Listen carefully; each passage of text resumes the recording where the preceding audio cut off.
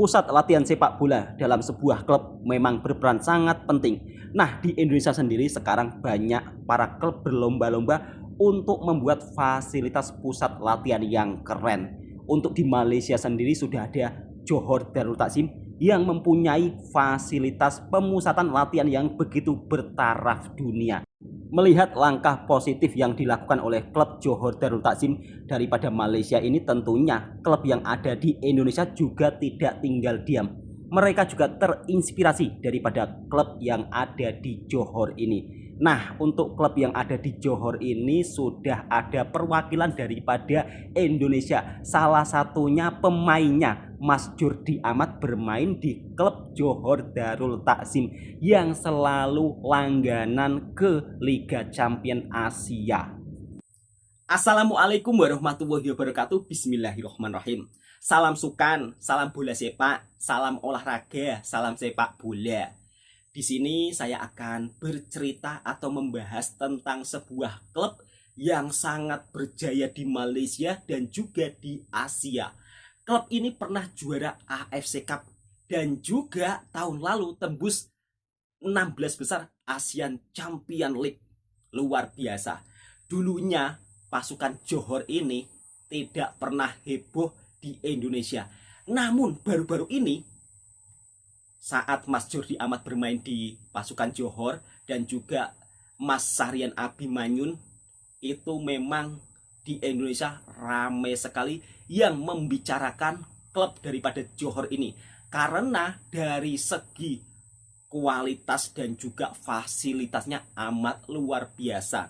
Maka tak heran banyak fans daripada Indonesia untuk mendorong klub Liga Indonesia bisa mencontoh pasukan Johor Darul Takzim. Dan alhamdulillah selama ini ternyata pelan-pelan klub daripada Indonesia sudah memulai mengikuti jejak langkah apa yang dilakukan oleh pasukan Johor Darul Takzim. Bali United sudah membangun training center yang amat begitu sangat cantik ya, namun masih dalam proses. Nanti videonya saya juga akan up di channel ini. Persis Jakarta juga sudah mempersiapkan training centernya. Dan kalau saya lihat di videonya sudah 80% hampir rampung ya. Terus beberapa klub Indonesia juga sudah mempersiapkan training center seperti apa yang dimiliki oleh pasukan Johor Darul Takzim. Ya memang mungkin tidak lengkap ya seperti di Johor, namun setidaknya sudah mengikuti langkah-langkah kecil yang dilakukan oleh pasukan Johor Darul Takzim. Nah, seperti apa sih program atau yang dilakukan oleh pasukan Johor Darul Takzim yang dipuji media Indonesia? Langsung kita simak video berikut. Johor Darul Takzim termasuk tim baru di persepak bolaan Malaysia. Tepat pada tahun 1972, hanya terdapat nama Johor FC yang mewakili wilayah Johor. Dan Johor FA yang kita tahu sudah mulai ikut berkompetisi sejak 1955. Ketika sebelumnya dua klub tersebut merupakan rival, terjadi perubahan besar dalam sejarah sepak bola Johor. Keduanya melakukan merger di mana nama Tunku Ismail Idris tampil sebagai pemimpin. Dengan sejarah yang tercipta itu, Johor lalu hanya punya satu nama, yakni Johor Darul Takzim, yang diresmikan pada tahun 2013. Awalnya ada dua klub. Kehadiran Tunku Ismail Idris di kubu Johor Darul Takzim tidak tiba-tiba muncul begitu saja. Pada tahun 2012 silam, sebelum diambil alih oleh Tunku Ismail, sepak bola Johor berada pada titik memprihatinkan. Kejayaan yang sempat didapat pada periode 1980 hingga 90-an mengalami kemunduran pada era 2000-an. Seluruh penggemar merindukan masa ketika nama Nasir Yusof dan Ervin Boban membuat mereka berjaya. Kecewa dengan penurunan standar, di mana banyak sekali penggemar yang mulai tunjukkan minimnya minat kepada klub kebanggaan, membuat Tunku Ismail Idris tergugah untuk turun tangan. Dia ingin membangun sebuah klub sepak bola yang kaya akan sejarah dan meraih banyak prestasi besar. Pria yang kini berusia 38 tahun tersebut tidak ingin membuang waktu untuk menggerakkan roda agar terus berputar tepat setelah menjabat sebagai pemimpin klub. Pada suatu masa, aku ingin melangkah dan membawa perubahan nyata bagi orang-orang di tempat aku tinggal. Aku pernah pergi ke suatu pertandingan Liga Malaysia untuk menonton Johor, tapi hampir tidak ada orang di sana. Aku berpikir, apa yang terjadi? Saat itu juga aku langsung bertekad untuk merubah wajah sepak bola Johor. Bagaimana JDT jadi tim terbaik dan mengapa sangat layak dicontoh? Tekad yang ditunjukkan Tunku Ismail Idris tidak hanya mandek di ucapan saja. Dengan dana besar yang dimiliki, fokus utama adalah perbaikan dan pengembangan fasilitas. JDT terkenal sebagai klub yang memang punya fasilitas setara dengan klub top Eropa, di mana itu memang jadi tujuan utama sang pemilik. Dia menginginkan peralatan terbaik dengan taraf internasional untuk menunjang perkembangan pemain, serta membantu para aktor lapangan yang memiliki cedera segera pulih. Bertempat di Padang Serigelam, pusat latihan klub Johor Darul Takzim memiliki kapasitas 8.000 penonton, serta 2 lapangan indoor dengan kualitas rumput internasional. Di sana terdapat pusat kebugaran serta ruangan khusus untuk pemulihan cedera. Yang tak kalah menarik, terdapat pula kolam renang hingga kolam seperti jacuzzi untuk merelaksasi otot pemain pasca pertandingan. Tak hanya untuk tim senior, JDT yang memang mempersiapkan bakat-bakat terbaik melalui metode akademi, juga menyediakan fasilitas berupa tempat latihan terpisah dengan nama Pusat Latihan Padang Mawar di Pasir Gudang. Wow. Tempat tersebut diketahui menyediakan 2 lapangan internasional dengan fasilitas penunjang yang tentunya bertaraf internasional. Keren kan? Membangun fasilitas terbaik dan tidak lupa memperhatikan perkembangan akademi. JDT juga menjadi tim yang memiliki stadion super mewah. Sebelumnya mereka punya stadion bernama Tan Sri Dato Haji Hasan Yunos dengan kapasitas 30.000 penonton yang sebenarnya sudah bertaraf internasional. Itu terbukti dari digelarnya sejumlah event besar di lapangan tersebut, seperti Liga Champions Asia dan Piala AFC. Selain itu, stadion ini juga pernah menjadi venue FIFA World Yacht Championship pada tahun 1997. Wow. Kini Luar wajah biasa, gahar Johor. JDT tampak semakin jelas setelah mereka meresmikan markas baru pada Februari 2020 lalu. Adalah Stadion Sultan Ibrahim yang terletak di kawasan Iskandar Putri Johor, Malaysia. Pembangunan stadion tersebut menghabiskan dana senilai 3,4 triliun rupiah dengan kapasitas lebih dari 35.000 penonton. Tampilan stadion ini berhasil menarik perhatian semua yang menyaksikannya. Desain futuristik yang sangat memukau membuat stadion ini sangat kental dengan European style. Uniknya, meski menjadi markas resmi JDT, Stadion Sultan Ibrahim juga bisa dijadikan sebagai home base bagi tim yang ada di Johor, termasuk yang tampil di kasta terendah. Untuk memperbaiki prestasi klub yang selama ini dicari, Tunku Ismail Idris sengaja meminta klub untuk mencari bakat-bakat terbaik yang tersebar di Malaysia maupun seluruh penjuru dunia. Maka wajar bila akhirnya kita melihat nama seperti Daniel Guiza, Safi Salih, sampai Pablo Aimar pernah tampil untuk JDT. Lebih dari itu, nama Luciano Figueroa, Safik Rahim, Amri Yahya, Juan Martin Lucero, Nacho Insa, Marcos Antonio, dan Jorge Pereira Diaz juga berhasil didaratkan. Pemain top-top semua Dengan ya. administrasi JDT yang profesional dan fasilitas yang lengkap, kami sebagai pemain hanya perlu fokus untuk memberikan yang terbaik di lapangan dalam setiap pertandingan.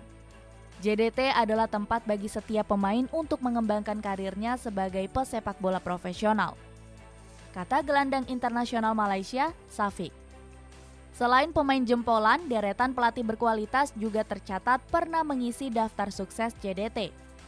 Di antaranya Bojan Hodak yang memberi gelar Liga Pertama bagi klub sejak 1991. Mario Gomez yang merupakan mantan asisten pelatih Inter Milan dan Valencia. Lalu ada Raul Longi dan kini Benyamin Mora asal Meksiko. Kemudian untuk memaksimalkan permainan di atas lapangan, Johor Darul Takzim turut menempatkan tim analis yang diketuai oleh sosok Heidi Agras. Siapa dia? Heidi Agras merupakan bagian penting dari terciptanya keberhasilan yang didapat JDT. Dia merupakan mantan pemain futsal putri profesional yang menuntaskan pendidikan di Universidad Católica San Antonio de Murcia yang berbasis di Spanyol. Dia lalu terjun sebagai seorang analis sepak bola profesional di Instat Sportsko yang terletak di Rusia. Dia yang mulai berpengalaman kemudian bergabung dengan JDT dengan tugas meninjau kelemahan lawan, melihat kekuatan lawan, dan menganalisa taktik lawan yang berpotensi jadi ancaman. Tanggung jawab Heidi Agra sebagai ketua penganalisis pasukan JDT sejak Februari 2019 tidaklah mudah. Dilaporkan dia harus menyediakan sekitar 300 laporan lengkap pihak lawan setiap musimnya. Untuk memperoleh laporan tersebut, Heidi Agras perlu menonton lebih dari 400 pertandingan lawan setiap tahunnya. Ada tim analisisnya sendiri. Setiap laporan yang disediakan berisi tentang sistem serangan lawan, cara mereka bertahan, skema serangan balik, sampai bagaimana lawan memanfaatkan set piece. Dalam hal ini, JDT menyadari pentingnya tim analis untuk memajukan kualitas permainan, yang mana di Malaysia sendiri belum banyak yang menggunakan jasa analis.